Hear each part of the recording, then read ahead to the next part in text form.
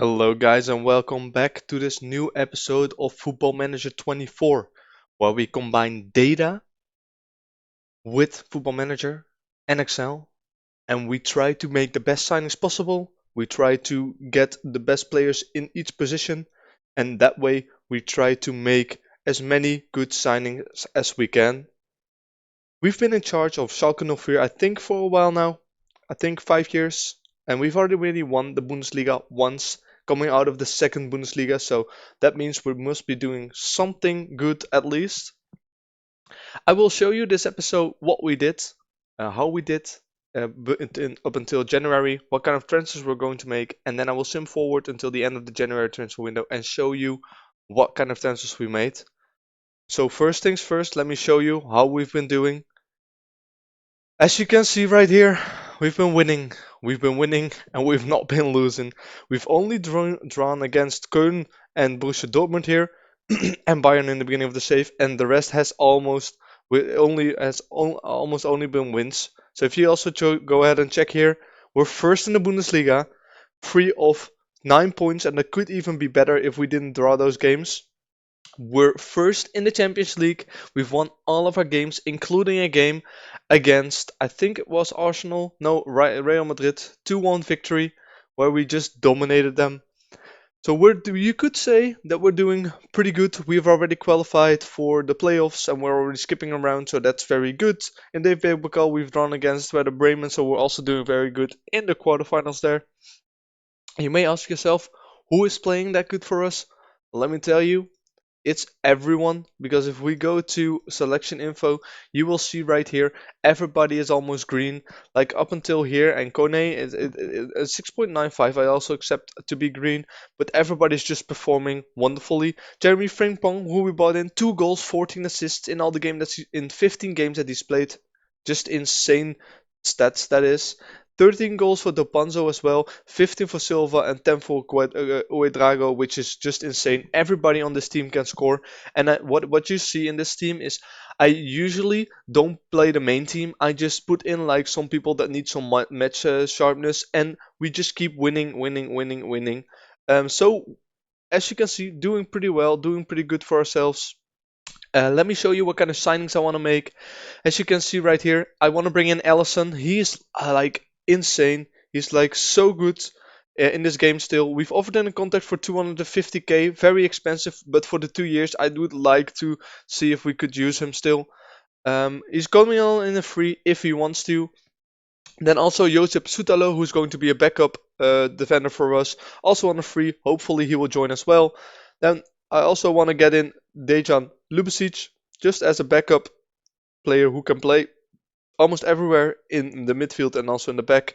Arda Guler, but not sure that we're going to get him because there's a lot of other people who also want him. So if we don't get him, that's all right. And then there's also one more player that I wanted to go, and I think I wanted to get, and I think his name is Pacho. Right, this guy. Tried to sign him, but it didn't really offer enough for him. But that's someone I'm going to try to sign as well. Going to offer him a contract. Just looks like a very good, very good backup defender. Also to have 27 years old. And if they come in next year, Jonathan Tah is probably someone who we can get rid of. And I think there's also offers in for Thomas Araujo. We could probably sell him on with maybe a little bit of a loss, but that wouldn't be too bad if we would just get in a better center back. Then also 2 new players arrived here. Cantero arrived, the Argentinian winger who we bought for 10 million and loan out to River. We're going to be loaning him out again. Then also Claudio De Rosa, as you can see here, ball playing defender, very good already. If we look at 40 million we had to pay for him. Gonna try to loan him out, see who wants to get him in. And then also, of course, Carlos Roberto, the driven wonder kid in the back. 52 million he's already worth. Bought him for 24 million this season, and that leaves us with a transfer budget of 23 million. However, I did change this a little bit because I wanted to see if I could get a lot of pre-signings in.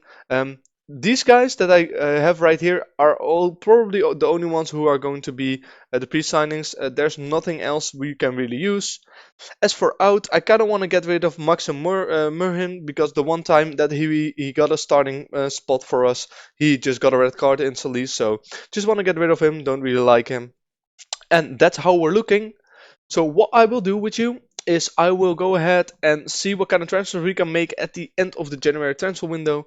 Then I will come back and I will probably be coming back right here before the game against Düsseldorf, show you what signings we've made and show you what other things we've done. As for the staff, I've also filled in all of the positions now. We have 22 scouts, 11 physios, and 4 sports scientists. I really like the sports scientists. They do give, they make it feel like you have more control over your club and over your players. But maybe it's just me that's a little bit delulu in that. Anyway, I will be back once the January transfer window is over, and I will show you how we've done. So I will see you in a little bit. Hey guys, here we are. Just simmed through a couple of more matches, and we had some pretty interesting games here. Against Stuttgart, we were 2-0 behind, came back from 2-4-2. Same happened here in the against Borussia Mönchengladbach. 2-0 behind and then 1-5-2. Then tied against Freiburg and against Bayern München, which wasn't so good for our standings, but we're still 7 points ahead, so it's not that bad. And we also finished first in our Champions League because, as you can see, we won 2-1 again in the Parc des Princes against Paris Saint-Germain. Just a nice little win there. Gabriel Silva begging us the 2 goals that we needed, and we also went through in the DFB Pokal quarterfinals against Werder Bremen. So doing pretty good there. Not a lot happened in the January transfer window. A couple noteworthy things is that Tsimikas, our starting left back for the past couple of 2 years, is going to leave. This year he has an average of 7.69, which is just insane, and last year 7.35. I wanted to renew his contract. He didn't want to renew. He's joined off to Chelsea next year after the end of this season. So we really liked it that we could use him, and that means that for the next year we're going to have to change something. Maybe I will start playing Vescirelli a little bit more on the left side to get him some playing time in, so that he can grow and become better than Tsimikas. Then also Dopanza wants a new deal. I mean, probably understandable, but he still has a 3-year deal for 30k. I told him he will get it at the end of the year. He didn't like that answer, so now he's mad. Anyway, that's the contract that that's the guy that I promised a contract, and I think I also promised a sign kind of like the same thing to Gabriel Silva. Oh yeah, and one thing that we did get in, Bayern offered 61 mil for Manu Kone. I told him he wanted to leave, of course, because Bayern is a big club and they can win the Champions or the Champions League. Told him stay, and if they offered 90 million for you, you can leave. So they didn't offer that in the end. So glad that he's still there, but maybe we should be careful that he doesn't want to leave yet later on. Furthermore, I don't think a lot happened. We are playing pretty well, pretty nice football. However, in the Bundesliga, you don't see one of our players in the top scoring list, but you see a lot of players with different goal contributions. Drago with 8, Dopanzo with 9, and Gabriel Silva with 10. We are, however, scoring a lot of goals, 42. And also, if you look at the home screen, you can also see we have the best goal scored, and we're third best conceded. And that's really scary because we are conceding a lot. 2 there, 3 there, 5 2, 2 there, 2 there. So we are conceding a lot, but for some reason, other teams are even conceding a lot more. If you go goals against, we are, yeah, as you can see, third, and goals forward, we are like 16 goals ahead of Bayern, so we're doing pretty well there. We did have the away game against Bayern, so the next games won't be that hard anymore. I think we still have Bayern 04 here, Red Bull Leipzig at home, and Borussia Dortmund, and I think that's it. So you would say, if everything goes to plan, we should be able to win the Bundesliga this season. But, you know, anything can happen, like you also saw the couple of seasons before. Let me just show you the couple of transfers that we still made. I am bringing in Lasse Vint, which you also saw, a perfectionist personality, goalkeeper, 6 in determination, bringing him on a free, and we could sell him on for some profit later on, definitely. Then Arda Güler is coming in for sure now, and Satulo and Pasho. I already told you before about Pasho. Signing him in on a free transfer, he's going to be a backup ball playing defender for us. So I think that means that Jonathan Tah is going to have to leave, and probably, I'm not going to say it outright yet, but probably Thomas Araujo is also someone who could leave if he wants to, because otherwise we have a lot of defenders who can play there. Is there anything else I wanted to show you? No, I think that's it. We did manage to loan out a lot of our youngsters. Carlos Roberto went to Napoli.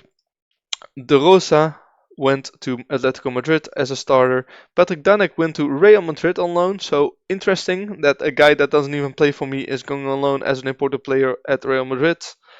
Becky Monzi, of course, to Villarreal. Wimmer is still at Köln, which is nice. And Luca is at the Wolves, and also Cantero is at Freiburg. So loaned everyone out that I wanted to loan out. If I go ahead and look here for youngsters, I don't really find a lot of good youngsters that I could potentially get in. Of course, we have Julian Thomas here, but he's just not. We can't really buy him. There is this guy who's new. Been looking into him. He's a professional, so would be nice to get him in. But I don't think he would want to join me. We could give it a try right here, live on camera. I would have to dive into that a bit more because what they're offering there is not what I want. But it's looking like there's a lot of greater players coming in here. So we're going to have to take a look here, scout some youngsters, because if we don't scout the youngsters in time, then it looks like it's going to be hard for us to find very good players here. So we're really going to need to find them earlier than we're doing right now. Otherwise, we keep on paying the highest fee possible. And I think for someone as Fabian Keitel here, who is a defensive midfielder, it's the perfect time that we found him. So I'm going to try my best to persuade him and Bayern to sell to us, and I will see if I can get him in. Anyway, I will be back with the youth intake. It said that it was a promising youth intake, so I'm looking forward to seeing what kind of players we can get from that, and I will be back in a click. So guys, here we are for the youth intake. Before we go to the youth intake, let me just show you how we did. We won 5-1 against Düsseldorf, 8-1 against Hanover, and 4-0 against Wolfsburg. Then I was like, okay, we're there, we should be cruising to win the league. After a loss against Bayern 1-3 and a draw against Werder Bremen, this is how the table looks. We're only 4 points ahead, and that's only because Red Bull Salzburg tied Borussia Dortmund right there. So this next game that's coming up, we really need to win against Mainz. In between all of those games, we also had Rennes, where we conceded a 95th minute goal, which was just a shame. That really tied us for that game, and then this game we were actually tied and we were losing it until so long. 94th minute, Tsimikas scores the goal, and then we score in the 150 minute 2-1. So that was just barely hanging on there. If you look at this match as well, it's so unfair because we had 3 XG, they had 1.45. We just couldn't find the goal. I was getting very frustrated off camera for that one, but we managed to pull out a win. And if we look at the couple of games that we still have to play, it should be easy for us. I say that now already. We only have Köln who are in 6, Borussia Dortmund away, and Leipzig. So I think if we just tie this one, we should be fine because HSV and Stuttgart shouldn't be a problem. I say that now, but we almost lost against HSV the other way around, where we were 2-0 behind. So let's hope we make it. The quarterfinals will be drawn very soon. We could either get Barcelona, Benfica, United, City, Real Madrid, Inter, or Arsenal. So I'm hoping for Inter or Benfica. Benfica actually knocked out Bayern, so they're not that bad. And also Inter beat Leipzig 9-7 on aggregate. This must have been a crazy game if you make it so it goes 5-7 and then Inter actually wins in overtime. That's insane. Anyway, what I wanted to show you was the youth intake. So let's go ahead and show you that. Nothing really special. I thought, okay, this guy is good because of course our team has risen again. So 4.5 stars potential is very good. And then clicked on him, and then he's unambitious with 4 determination. Offered him a contract, but not really expecting a lot from this guy. The others of the youth intake aren't also very good. Like this guy has 13 determination, so it's looking pretty grim, pretty grim. We did upgrade our youth intake a little bit because we now have Arminia Biofield back as our affiliate club. So we have a link with them that whenever we can buy the players from them and we can spend some players on loan to them. So that's very nice. So not too bad that we have them in here again. They are going to be relegated from the second Bundesliga, so they're going to go to the third Bundesliga again. They don't really have a lot of players that we can use, but it's always nice to just have a fellow German club where we can recruit German guys from, German players. The finances. We're having a bit of trouble with the finances right now. Only 1 million positive, and also in the debts and loans, 317 money in the depth. So we're going to need to see um, if we can either make that Champions League money or make the Bundesliga money. Let me just say, I understand that they almost went into administration at the beginning of the game because they're very poor with their money. Because we can still spend 300k on wages and 1200 million on transfers, while we only have 1 million in the budget and we have a net debt of 317 million. But yeah, that's not for me to decide. Anyway, that's going to be it for this episode. If you like, don't forget to like and subscribe. If you want to see more, I upload every Wednesday and Sunday this series, so there's a lot more to come.